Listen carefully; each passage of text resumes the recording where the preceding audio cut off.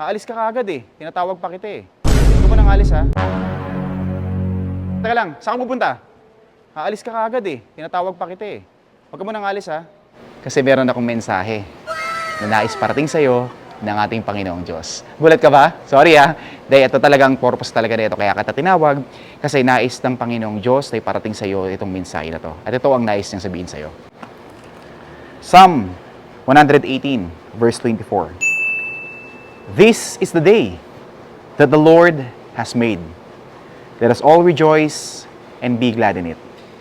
So ano man ang mga bagay na dala-dala ng araw para sa iyo, kinakailangan po nating maging magalak sa presensya ng ating Panginoong Diyos. Kasi lahat ng araw ay Kanyang ginawa.